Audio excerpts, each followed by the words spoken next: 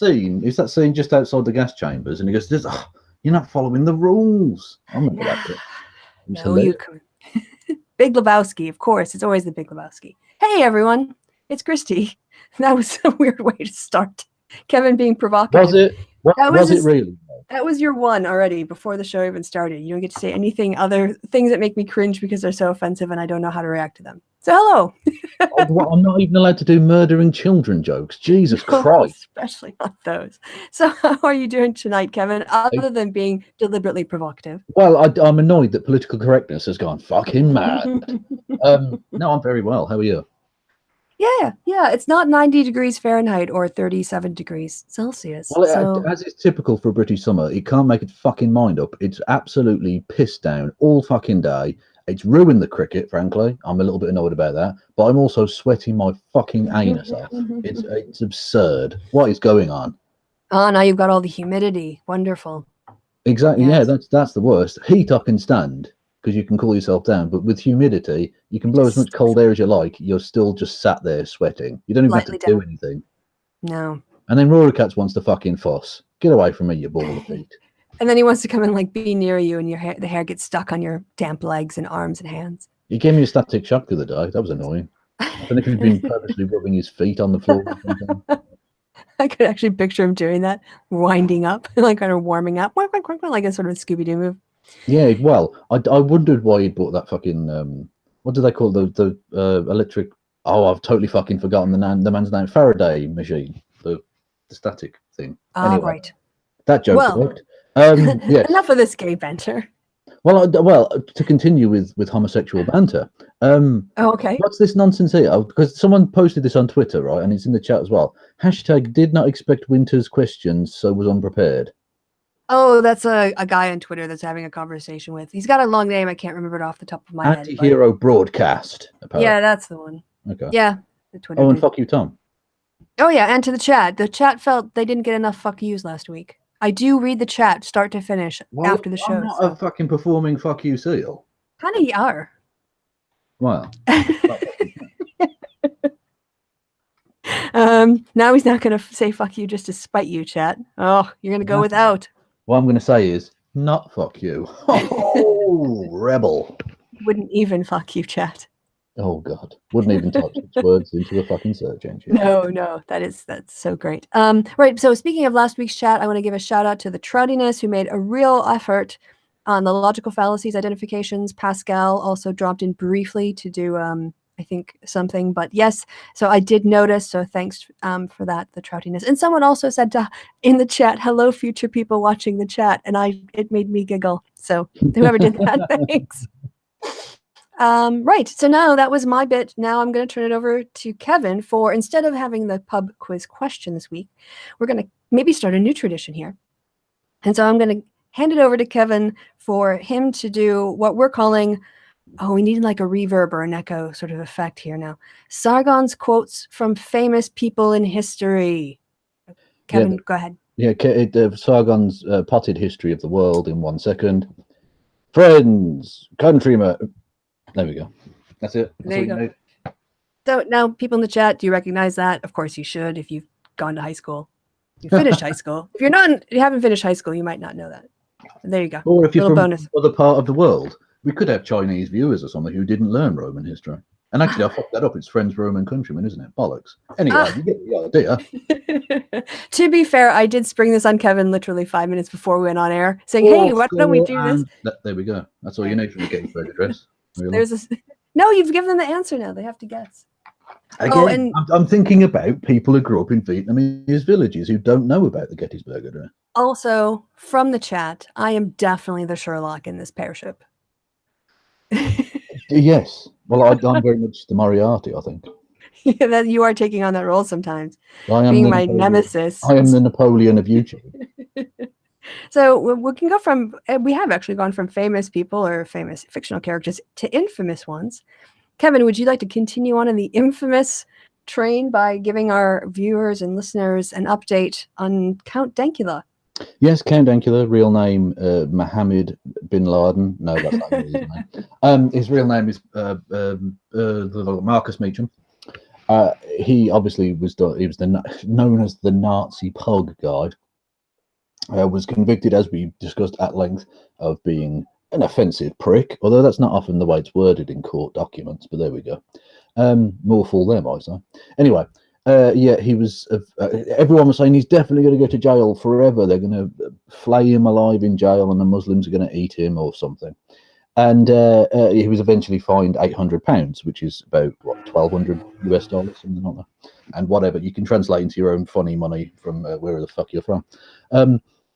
Yes, he appealed that, and in the grift, in order to get the money for that appeal, he got, was it £180,000, which is what, about $250,000 US, something in that range.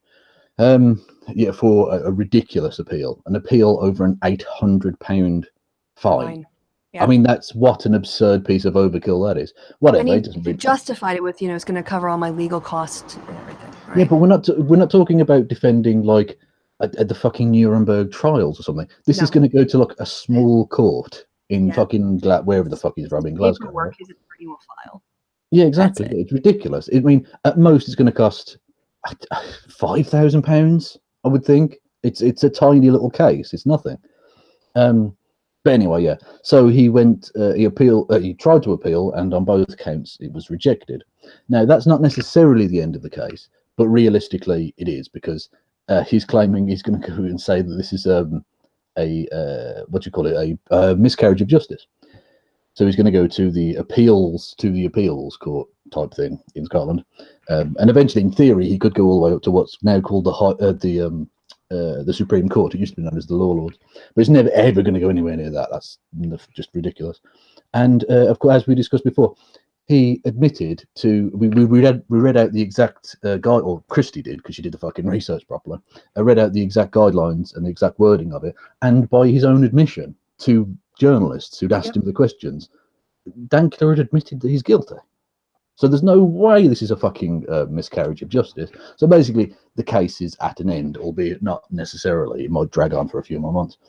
But in theory, it's dead. He's got no fucking chance. Right. So, I mean, I think technically, if my memory serves, he said something like he was trying to be offensive, or he was trying to be very offensive when he made the video. And that's, we read out the guidelines, and by his own word, it's not a miscarriage of justice. He might not like the law, and that's fine. You don't have to like the law. But if you break the law, you're going to get punished. That's just the way we know it works. But lots of people can't figure that out. So many people can't figure out if you break the rules, there are consequences. It's ridiculous. It's anyway, the theme of this show. So, well, indeed. And so, it was fined £800. Now, having raised 180 grand, it's clearly not. It's well within his scope to be able to afford said amount. But he's refusing on principle. On principle, he's refusing to.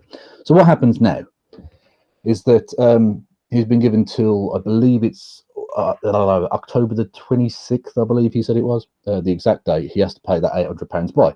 If he doesn't, as he said, he's not going to. He said, because the exact phrase he used is, "I'm not going to bend the knee."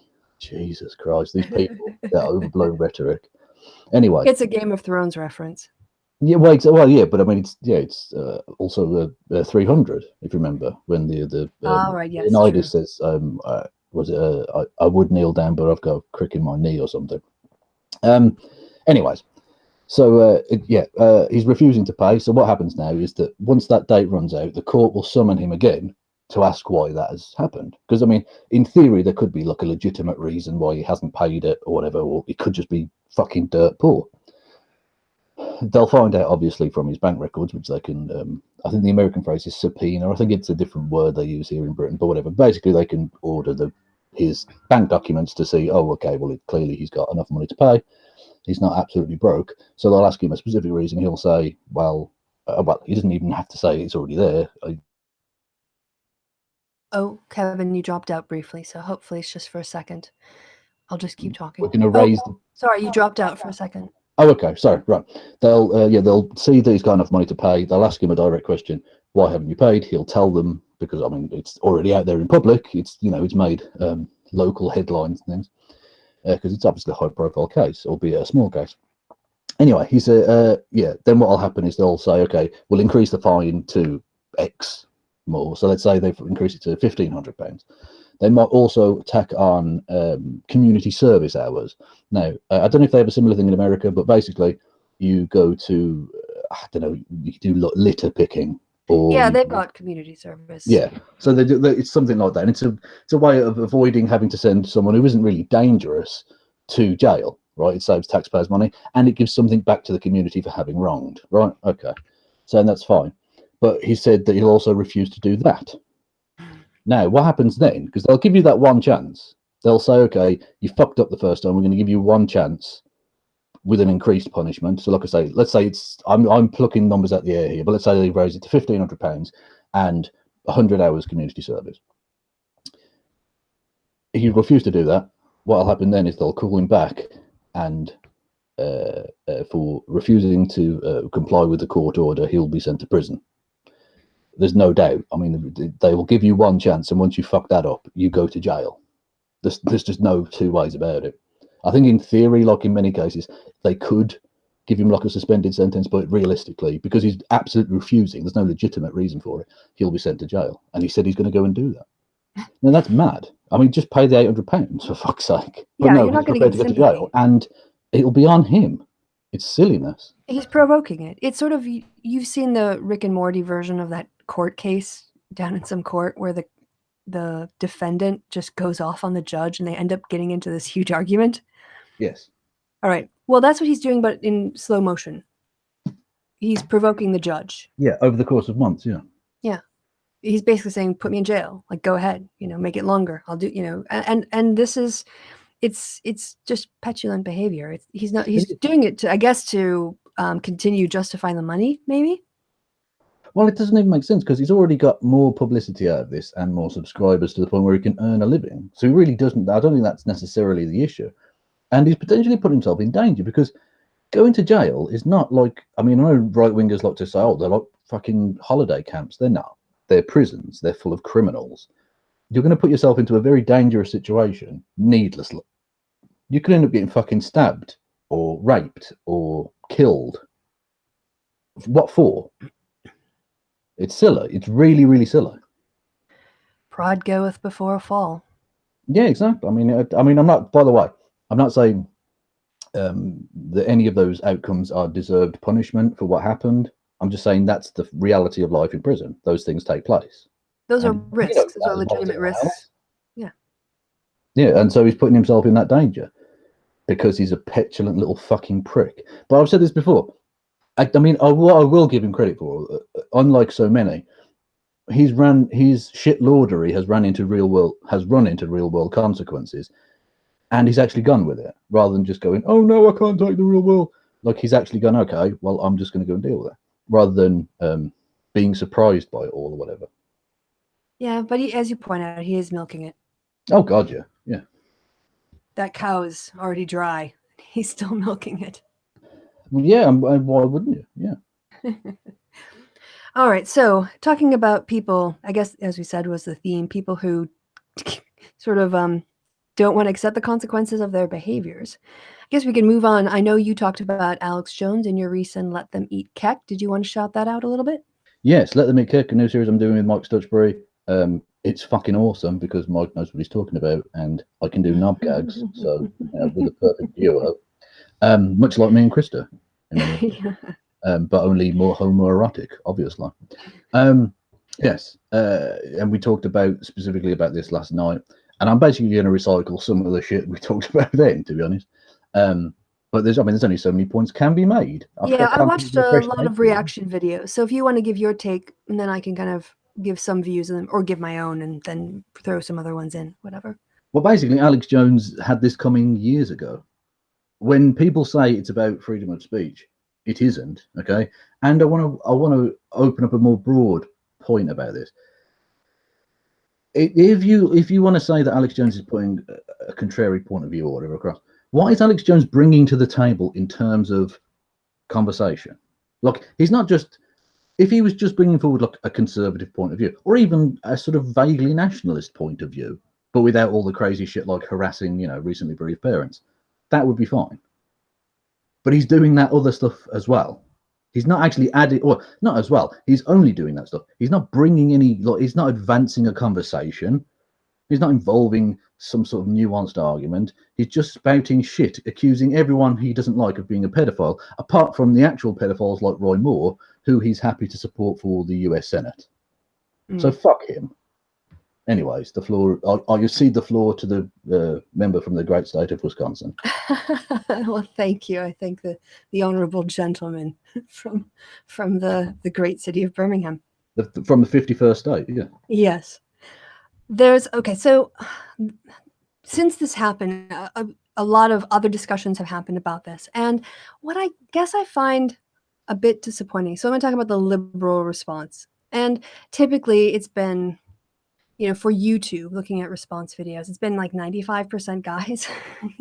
95, yeah, white guys who are all like, ooh, really worried that this might set a precedent. And it just seems more, instead of being an objective or detached, shall we say, examination of the facts, they just seem to be, hey, I don't want my YouTube channel taken down. So even though I don't like Alex Jones, free speech. Well, I have to just interject here. They are detached from reality. A little bit. In that they live in this sort of, in their bubbles. On the capitalist side, it's been, for me, very entertaining to watch all these people who are praising the free market and downing, putting thumbs down on government regulation, to suddenly see government as the solution to this, this problem that they think is a problem, but most people don't think is a problem. The Onion actually had a really great headline. Well, if you want to look on my screen for a second, I've got a Paul Joseph Watson tweet. Oh, yeah. The perfect comrade Watson has now joined our side. Yes, they're totally critics of capitalism now. It's all about how monopolies are running the world, right? Yeah, well, Watson says privately owned monopolies controlling public discourse is harmful to the very concept of a free society, which, taken in isolation from anything he's ever said, is true. But when you take into account his previously stated position that capitalism in its absolutely purest free form is the best thing ever, makes him a massive fucking hypocrite. And the thing is, yeah, you live by the capitalist sword, you die by the capitalist sword. And now that they've failed in the marketplace of ideas, now this comes on to my second point, which is the fact that that InfoWars and Alex Jones has received special treatment for a very long time. Yes. And the best example of this is, we mentioned before, and you pointed out on your channel, is that he simultaneously got 4 strikes and they were all collapsed into one and treated as 1 strike. Yeah, now, that was ridiculous. Yeah. Now, if that's not a warning shot across the bow, I don't know what is. I don't know anyone who's gotten that before. I know lots of people who've lost their channels. You lost your channel for a time. Dick Coughlin lost his channel. AIU's lost his channel. You just start over. AIU's lost about half a dozen channels. Yeah. So it's not like this is somehow an unusual occurrence. In fact, what was unusual was the fact that he was getting away with saying things that other people would have been struck down for. So now, when we have, these are also people on the right say that it's people on the left who want special treatment for trans people, special treatment for gay people, special treatment for women. And what we want is equal treatment. And now when Alex Jones actually experiences equal treatment, he thinks it's unfair. But the fact is, he's just had his privilege removed. That's all that's happened here. Oh, absolutely, yeah. I mean, it's ridiculous. And I mean, to avoid the fact that Jack Dorsey on Twitter has said that Alex Jones hasn't broken their terms of service is ridiculous. That man is aiding and abetting the far right at this point. Well, okay, so I'm actually going to have a slightly different take on this. So part of it is because, as you know, occasionally V and I will have like debates, arguments back and forth. And it's good because, well, sometimes he's just ridiculous and I dismiss his points. But when he does have something that's, I hear a lot. So for instance, this whole idea that you need government now to interfere because you need to protect freedom of speech.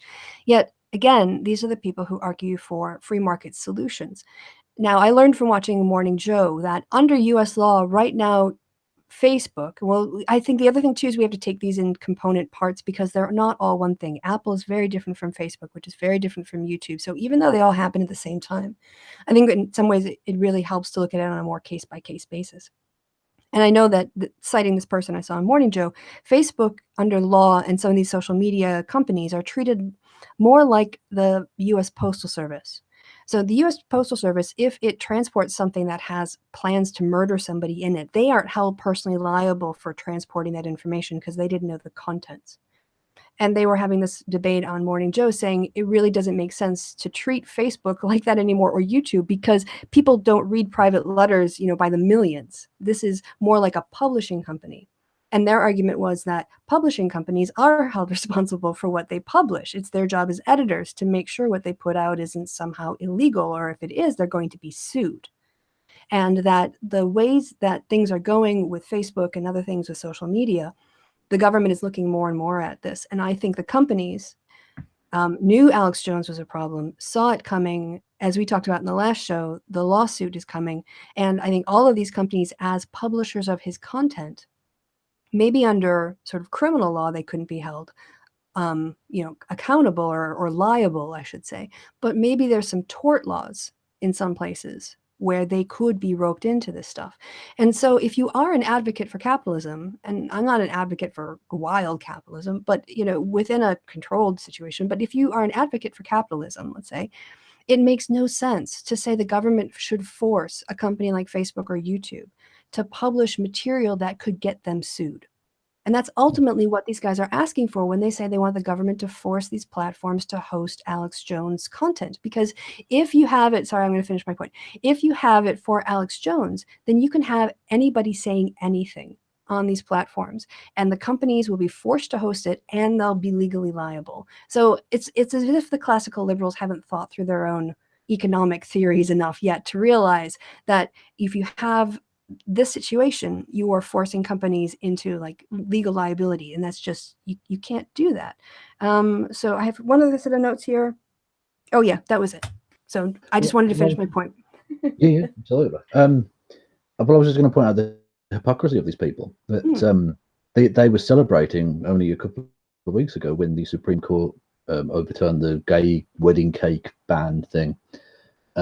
Basically meaning that that you can't force a company to serve like a gay wedding cake because the government shouldn't interfere with private companies, blah blah blah. And they were loving it. They were their homophobic fucking hearts jumped for joy. And now a few weeks later, the government needs to come in and nationalize Facebook. Oh, for fuck's sake! Yeah, exactly. Can you get any level of fucking consistency to anything other than your fucking shit? Well, another area of hypocrisy is NFL players doing an act of private expression that the cameras don't have to put their cameras on. They can look somewhere else, right? They are hired by the NFL. YouTube, if you think about it, we're all independent contractors. Yeah. Right? So if he's saying as an employee, your employer can force you in terms of what kind of expression you can have while you're clocked in, well, surely that also applies to independent contractors. And if they don't want to host your content, then they'll just, eliminate your contract, basically. And that's what happened on YouTube with Alex Jones, sort of. Yeah. Well, before we move on, I'm going to recycle the same screenshots I had from last time from yesterday with Mike Stutchbury. So we've dealt with that. I thought this was quite interesting. You'd quite like this one. I don't know if you saw yesterday's show. I presume you did because you. I saw part of it. And then I didn't see the other half of it. Not good enough. Not good. What kind of support is that from a co-host? Jesus. Anyway, yeah, this is Sargon of Akkad. Sargon of Akkad basically agreeing with Nicholas Fuentes, the Nazi, that Alex Jones's termination was akin to Kristallnacht. Oh, for fuck's sake. Yeah. Yeah. Come on. If you want a more thorough breakdown than that, you can go and watch Let Them Eat Cake, which was yesterday's video. So basically the video before this one on my channel. I just want to say, I want to do a dump of like Kyle Kuslin and all of these excusers for I don't like Alex Jones or I haven't, I haven't seen all of his content, and then intersperse it with the incredibly violent things he said and just do a mega mix of their bullshit. Yeah. Well, we'll get to that in just a second because that's the one fresh screenshot I brought to the table. Okay. 1 second. We've got this one. This was amazing. Did you see this? Millie Weaver, who works for InfoWars. She went onto Wikipedia and found out that it's a public company, right? Facebook is a public company, says it. Dear libtards who think Facebook is a privately owned business, there's a thing called fact-checking. Facebook is public business that's publicly traded. Using that argument to justify banning Alex Jones doesn't work. And then she reiterates that point. But it's publicly traded, not publicly owned, you What? It's public. It says public. Therefore, I can have the government regulate it. What? Wait. Oh, I thought. Wait, you called me a communist and a socialist? Yeah, exactly. Well, it's great to see that the socialism is doing the rounds in conservative circles. That's nice. Anyways, this wasn't yet from Alex Jones's own website, from Infowars.com. Their own terms of service. You will not post anything libelous, defamatory, harmful, threatening, harassing, abusive, invasive of other people's privacy, hateful, racially or ethnically objectionable, or otherwise illegal. You will not make threats to other users or people not associated with the site.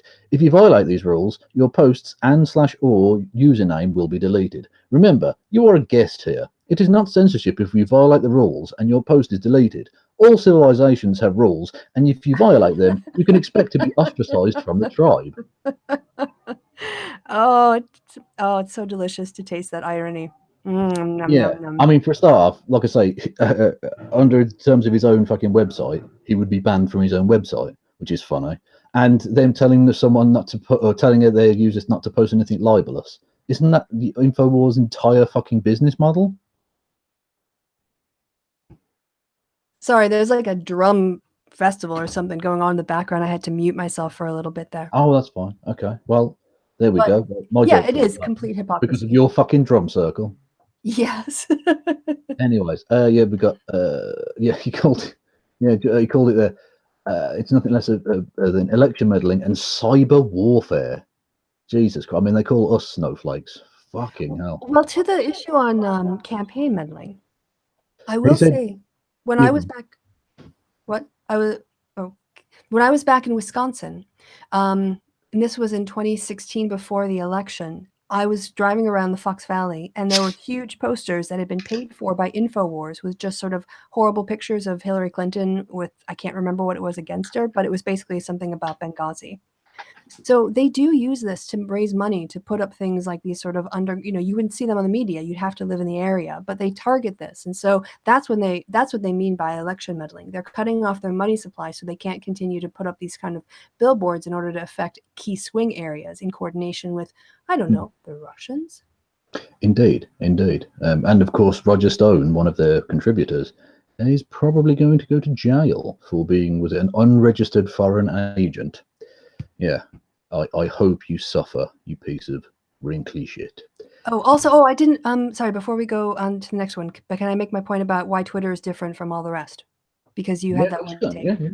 So Twitter, because it had such a bad reputation, it was a company that basically grew itself in order to be sold. It wanted to get a huge audience of followers, people's, using its site and then sell it on. But it was so toxic that they couldn't. And that's when the reforms began. So in like 2014, 2015, we all remember back in the day when the brigading was so bad and when Milo got kicked off. After that, they've been getting progressively better. And as a consequence, they have a pretty now clear reporting system, feedback system, a pretty clear rules system. And so at this point, they're better developed in that way than YouTube is. I don't really have a lot of problems on Facebook, so I don't know about reporting on Facebook. But when they say, look, we have these rules and he hasn't broken them, they actually have a leg to stand on there, because unlike the other policies, which are like hate speech and stuff that's a bit more vague because they haven't been as transparent as Twitter, Twitter does, at least I think, have a reason to say, look, if he breaks the rules, we'll kick him off. But we've got this established thing now, because if they do it for Alex Jones, then they're going to get called out for picking on him. So I do think that at least with Twitter, they have a justification for not kicking him off the platform. And in many ways, it undermines the conspiracy theory that this is some sort of global thing that's all done to shut down Infowars.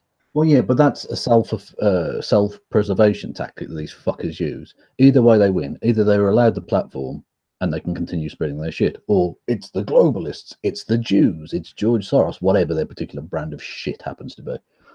Okay, and Twitter.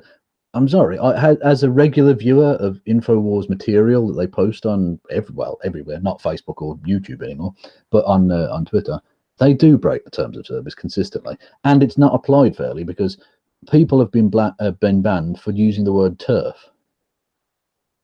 Now, I'm sorry, if that's bannable, then virtually every tweet Alex Jones has ever fucking sent should have gotten him banned. Right, but it has to be reported first. But it's a privilege. That's again, this is another privilege that he's being given. But it has to be reported. Whatever shit he likes on Twitter, and Twitter have refused to ever act against him. Yeah, but they're not going to. I think, again, it wouldn't be fair if they screened all of his tweets and then anticipated reporting. They have a reporting system. So if you see tweets that violate them, report them.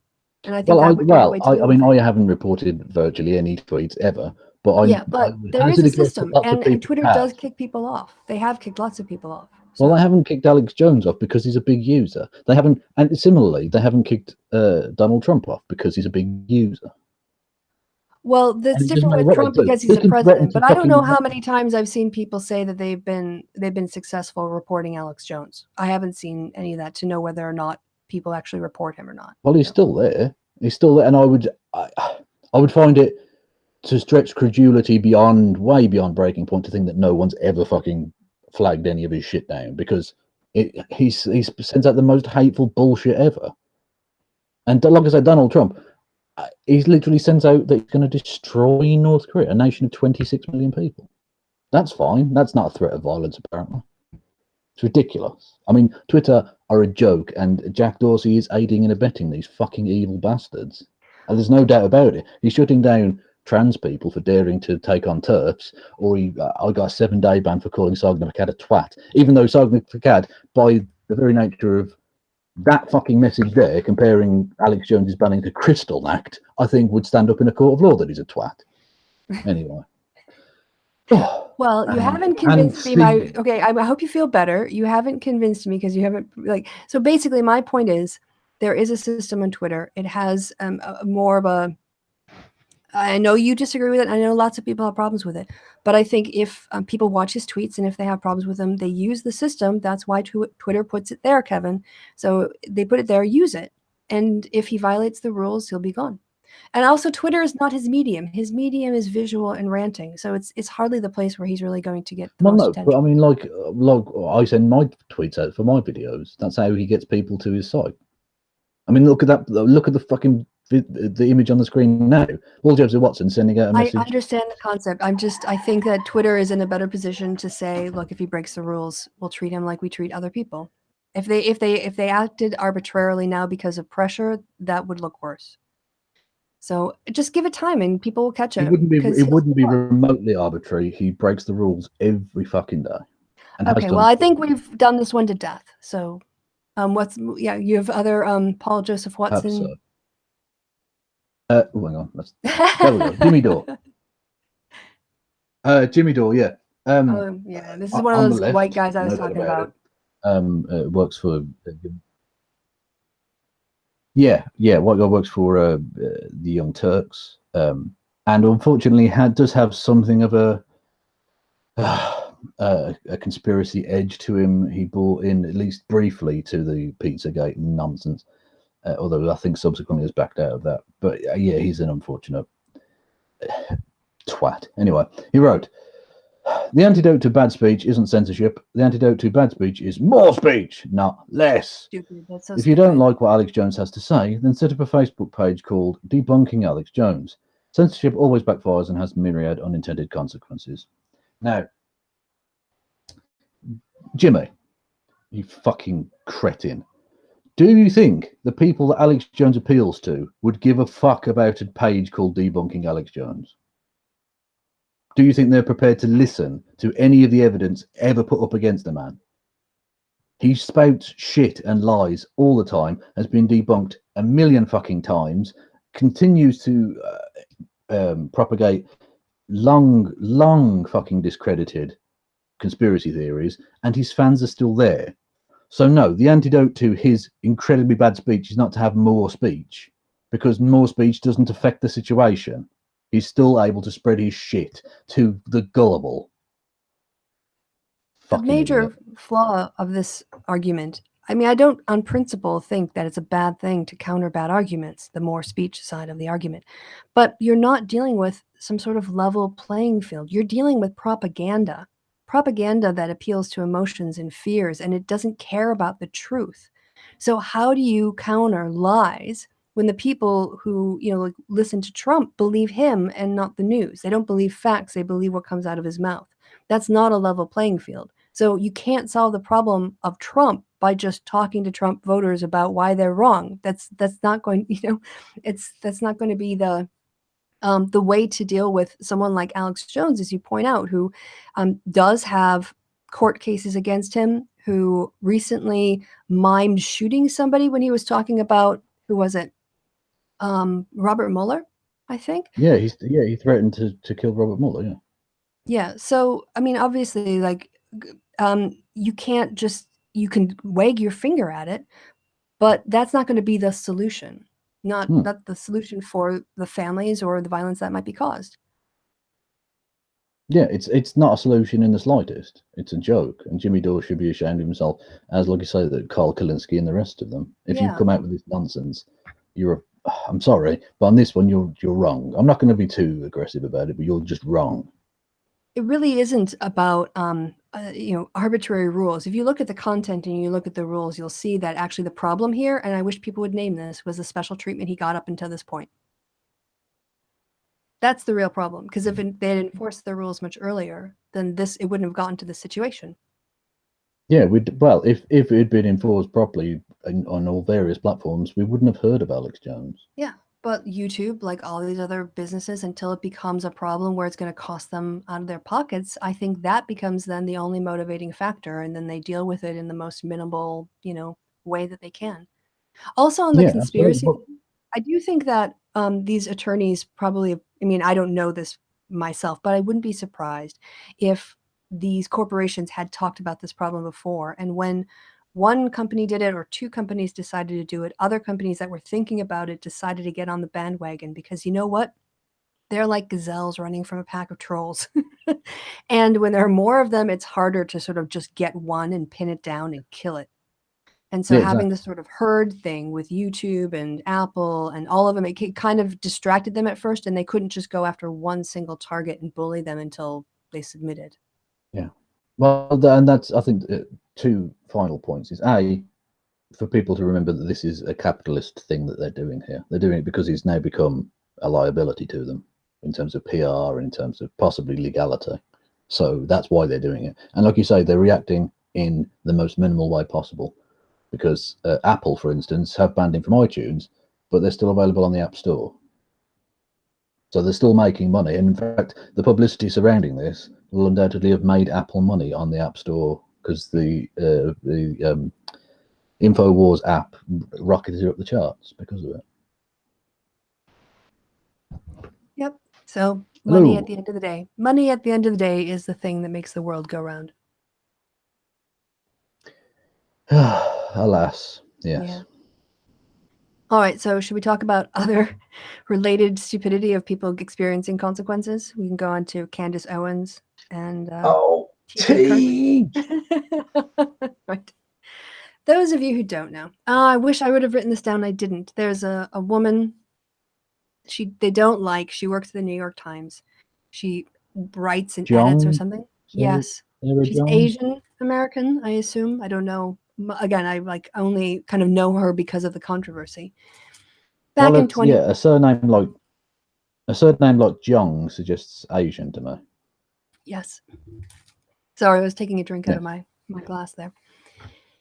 Back in 2004, when Twitter enforcement was lax, and she probably wasn't very well known, she put out some tweets that people perceive as being racist against white people. And there was this hue and cry from the right about how unfair it was that she wasn't punished for these tweets, and that Twitter really should have taken those tweets down for racism. So to prove their point, in 2018, under the new enforcement guidelines, first Candace Owens basically took some of her old tweets and put in white people, and then her tweet was suspended, or her account was temporarily suspended. And TJ Kirk did basically the same thing. Neither of them wrote sarcasm, from my recollection, in there, indicated it was like sort of all caps or just being very straight in their recitation of the text. And they both got caught out for it. And TJ Kirk got his account suspended actually for it. And then again, it was this. So they actually got what they wanted, right? Their objection was that Twitter should have acted on those racist tweets.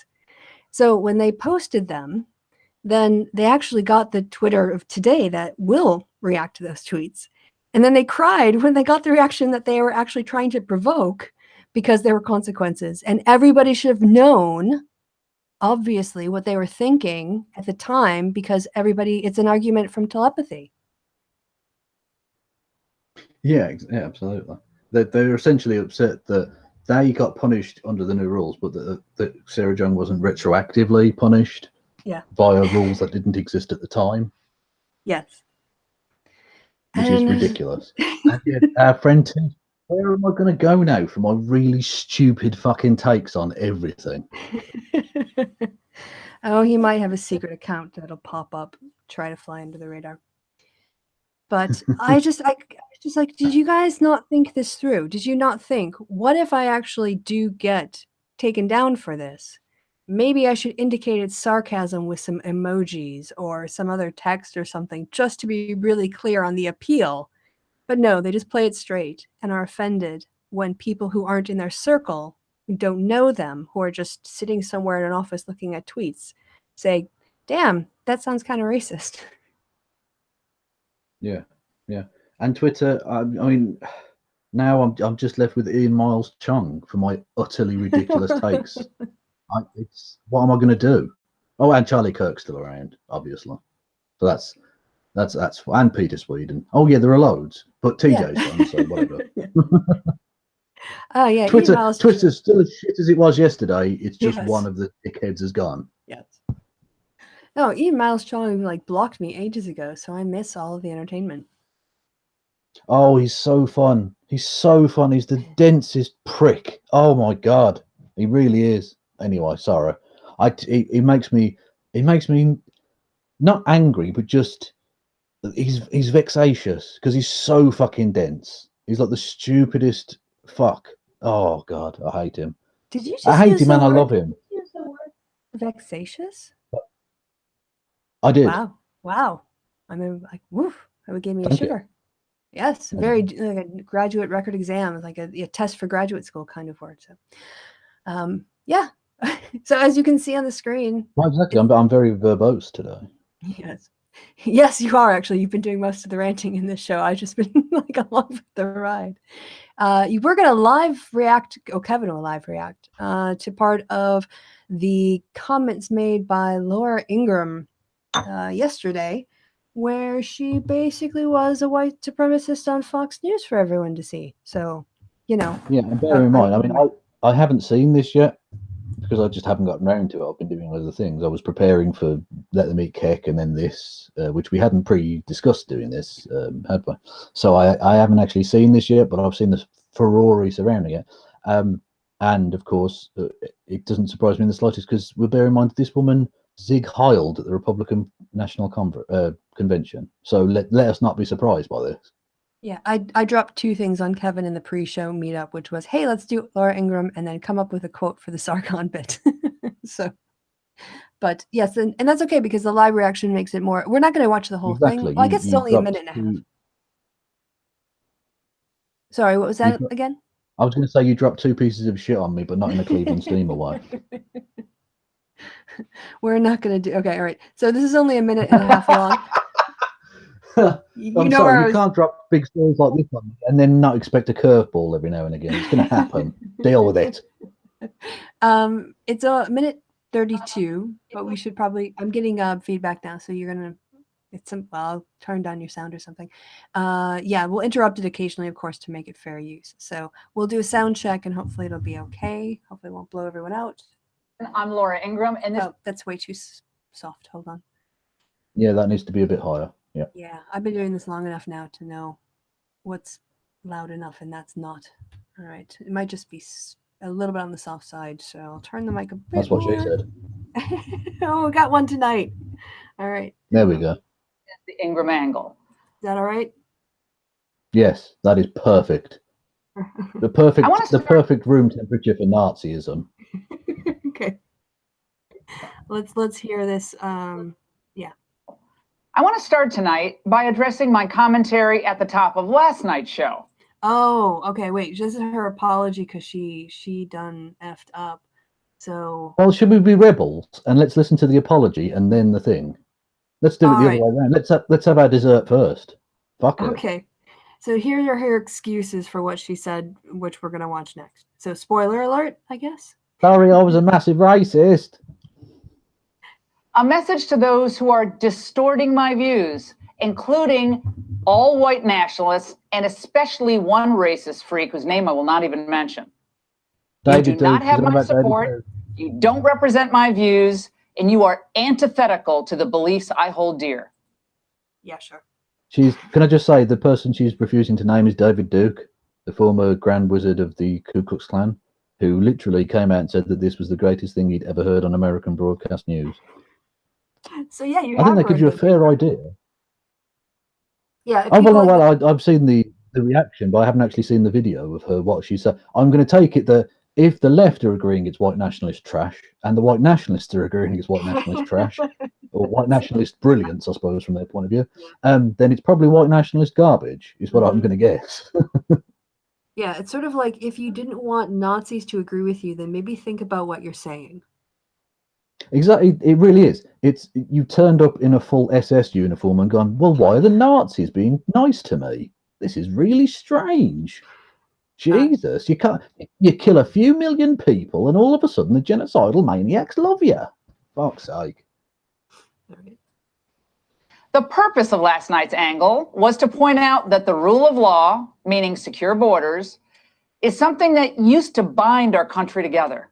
Except she did mention legal immigrants changing America as well. So that seems like a shifting of the goalpost fallacy, unless she addresses it, which we haven't heard yet. But if it's just about illegal immigration, that's actually not only what she talked about last night. Well, not just that, but all of these fucking racist twats. They always go after the illegal immigration thing because they know they're on relatively safe ground, because they can just go, oh well, it's the law. Whereas when Tommy Robinson breaks the law, that's no, the law's wrong. Fuck that. But of course, their whole point isn't about illegal immigration; it's about non-white immigration. Right. Whatever it is. That's their beef. Ultimately, if they were being honest, you'd come out and say, what I meant to say last night was. Sorry, if she was being honest, what she'd say, she'd come out and say, what I meant to say last night is, can all of you funny brown little fellas with your burritos, can you fuck off?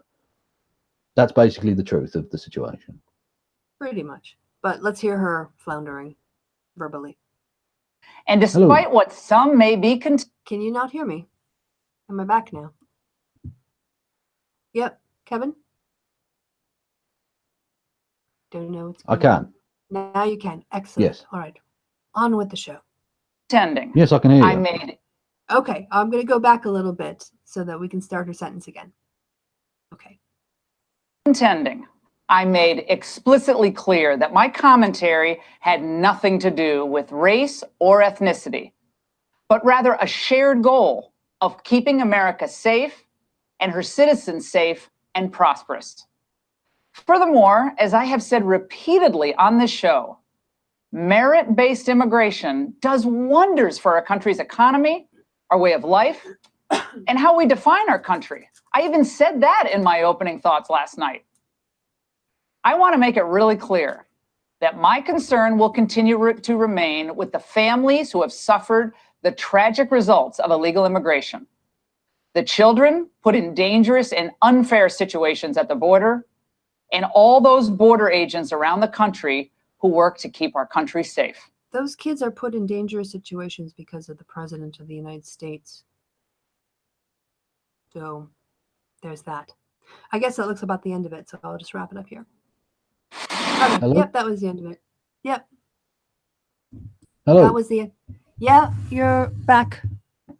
Did you I hear am back. Yep. Did you hear the rest of that? Or... I did. I heard okay. all the shite. Yeah.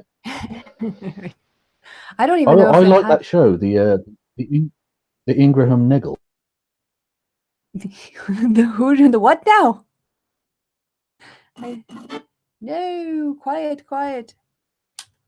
Kevin, I think you might have dropped out again. I'll stop presenting here. I don't see your sound going, mate. Give him a few seconds. Well, the thing is that we're coming to the end of the show here, so I'm going to have a quick look on the page to see if I can find the controversial video. I do not see it up. And Kevin still not back. And not muted. So, right. Trying to think what else. Oh, if you guys have not watched it yet, I have just put up the video of my appearance on Culture Shots channel. He and I discussed the film and play The Laramie Project. We were meant to have Kristi with us, but she had something come up last minute. She wasn't able to join us, but he and I had a really fascinating talk. I would say if, search it out. If you want to see the movie itself before you watch our talk, you might get more out of it because we talk a lot about what happens in the movie. And it's not really a spoiler because, the facts are sort of known. So, yeah, check that out. Right. So waffling on, I can check the chat. Okay, Kevin's dropped out, which means that he's had connection problems. So what I'm going to do is I'm going to jump into the video. I guess I can do it here. How do I see? Okay, so if you guys are there in the chat, if you have some questions, you can get them ready. You can watch me awkwardly try with my battery dying optical mouse, to get to my own channel to get to this video. And maybe Kevin will be back by then. Oh, hey, look, I'm live now. And the sound's off, so that's great. So now you guys get to... Oh, look, let the ad play. Let the money go. And there's nothing in the chat. Oh, there you guys are. So, yes. Hello. Yes, no worries for plugging it. I think I just heard Kevin re-enter the... You did. You heard me re-enter the room, the chat. Hello. Kevin has entered the room. Yes, hello. Hey, and the Troutyness just got here, so you totally missed the shout out I gave you at the start of the show. I was trying to find things to do that were... Racist shit from a fucking idiot on Fox News, please. Oh, sorry, your sound dropped out a little bit. You wanted to go back, and the thing is, I can't find the original video. I don't know if they put it up on Fox. Well, the actual racist thing. So we've seen the apology, but we can't actually find the thing. Well, when you were gone for a long time. So what I ended up doing, because I didn't know if you were going to come back, was I went into the chat, and so now I have to come out of the chat and go back into the search engine and try to find the racist video. The chat. Well, they were the only ones here for me, Kevin. You weren't here for me.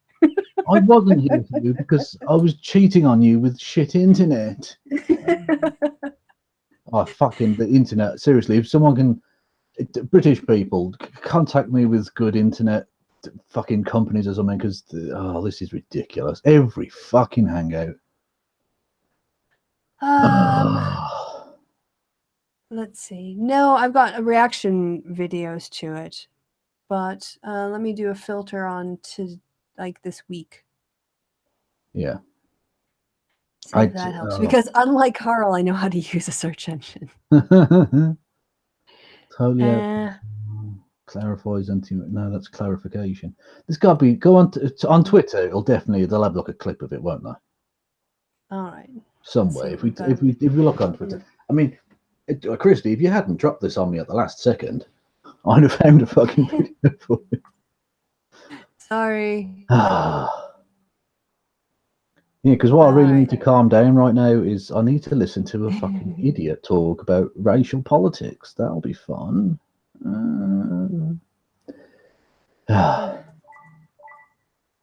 Ingraham, right? Yes. Oh, look, there I am. I'm the first. Oh yeah, there you are. I'm getting the echo again, so you have to turn your speakers down, or get headphones. It's like I've got headphones. I'm not using them though because I know it annoys you. So that's like I have a condom, but I'm not using it. Well, no, there's a slight difference between you being mildly annoyed and you being pregnant. Those are two very different situations. I don't know if your mother. I don't know if your mother had the talk with you about that when you were a bit young. But the fact is that you affect more people. Pregnancy impacts 2 people directly, but you're like the echo now. Everybody who watches this is gonna get spoiled by this nonsense. Yeah, noise. but so fuck them. all right. at least unmute yourself when I put this awful video on. So I've got Okay, it well, here. I'll mute I'm gonna myself turn then, my- so I might as well not come back. Thing that used to bind our country together. All right, I gotta start it over again. All right. The purpose of last night's angle was No, that's the apology as well. You can Fucking unmute yourself. fuck. Right, find a clip which is not wearing a fucking orange dress. All right. Oh, Blue dress? Maybe this is it. Let's find. Oh no, this looks like news coverage of her being a racist. country. It does seem like the America that Okay, at least it's got the racist part of it. So it's got the most racist part of it. oh, well, that's the good bit.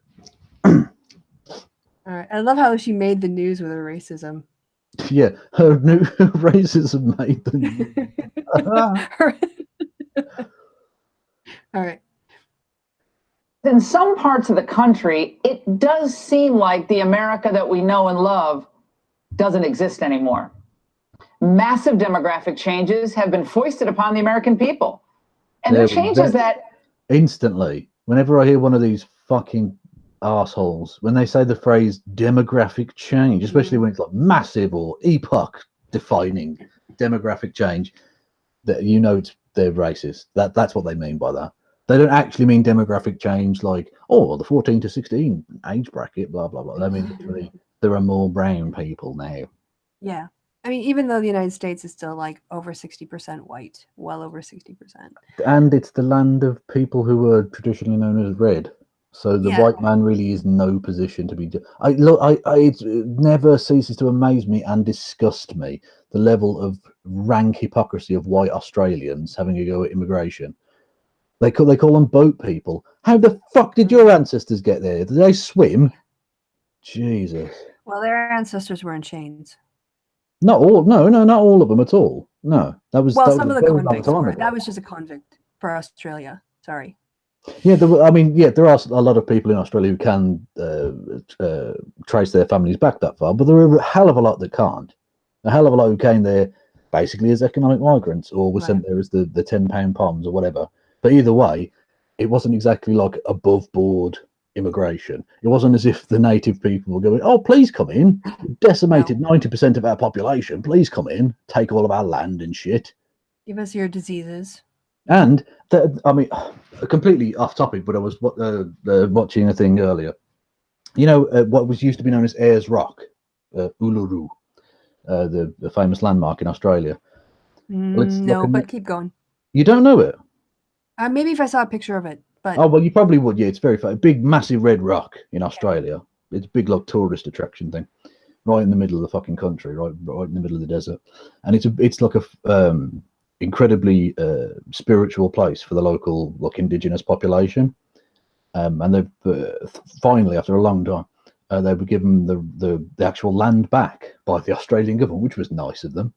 And so they've basically said that you can't walk on it. Like, they've always asked tourists not to walk on the fucking thing. And it was like and it's been wearing it away, and it's basically the equivalent of taking a shit on the fucking altar of the Notre Dame or something, they've now, as of next year, going to close down. You can't actually walk on. You can go to the rock, but you can't actually walk on the rock. White Australia has gone fucking ballistic about it. Whereas, like I say, it would be the equivalent of, like I say, taking a shit in a church or something. It's disgusting. As if it belongs to people who are citizens of the country of Australia, even though it existed long before Australia was even an idea. Yeah, exactly. Australia as a nation didn't exist. And these people were like, I don't know if they worship the rock or something. It's part of, like, their story, whatever. It's part of their mythos, which is as absurd as any other, of course. But people are entitled to that shit, and that's theirs. So don't fuck you all over it, When I go to the cathedral here in Cologne and I'm wearing, like a spaghetti strap things, the priests will hand me a scarf that they keep just to cover people up, so that and you're and I'm an atheist and I'm a feminist and I bristle at it. I'm also a guest. So I barely put it on, like when women cover themselves really badly in the Middle East because they don't give a crap and just kind of throw it over. Like, I do that kind of thing. Like, technically I'm covered, but I'm not embracing it. Now, I'm going to be very tempted to just get my cock out, just see how they'd react. Yeah, Bring bail money. That's all I'm going to say. Yeah, but it's euro. So, I mean, Yeah, it's euro. Is that real money? Should I just bring Monopoly money? Who knows? Jesus. All right, so let's hear. Do you want to hear the full? American white racist. Fantastic. Yeah, and we'll get back to I'm not talking about Kristi there. I'm talking about yes, the woman that David Duke praised is giving a great speech, a great talk. Indeed, yes.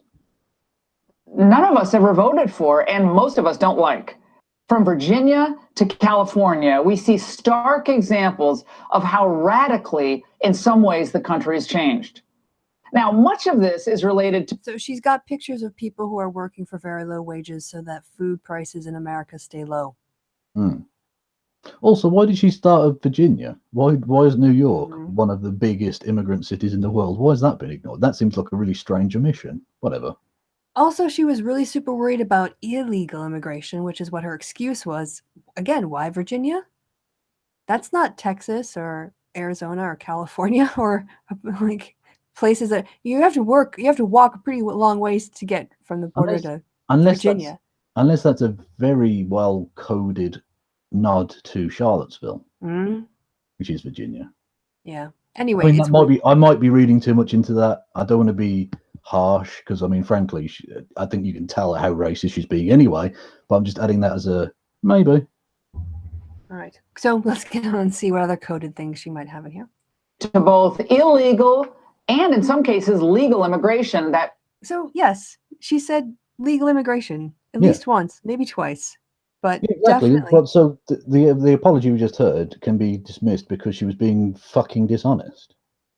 Yeah, fuck her. Yeah. Of course, progressives love. So Laura Ingraham tried to backtrack it away overnight, saying it was about the border. She didn't say a word. No, listen. I know her. I have thought well of her in the past. I don't necessarily like. Hello. Yeah. Go ahead. You don't necessarily like. I don't necessarily like the politics of Onions, but he's a cool dude. He's really cool. Yeah. he's just talking. I'm like, I could listen to this man read the phone book. Do you remember? Right, Jesus Christ, I've dated myself there. Do you remember phone books? Phone books. What's that? Yeah. I see them. There are 16-year-olds listening, going, "What the fuck is he? A phone book? What, like in the phone? What do you mean?" It's the thing collecting water outside your, everybody's door when they drop them off and nobody bothers to pick them up. It was a doorstop in our house. Yeah.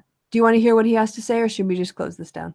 I think we're at the hour, so let's wrap it up. So that was it. So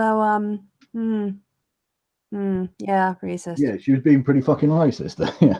And she lied because she did mention legal immigration. Yeah. And that's all. Like I say, that's ultimately the point. Is that they're not just driving at illegal immigration; they want to get rid of all non-white immigration.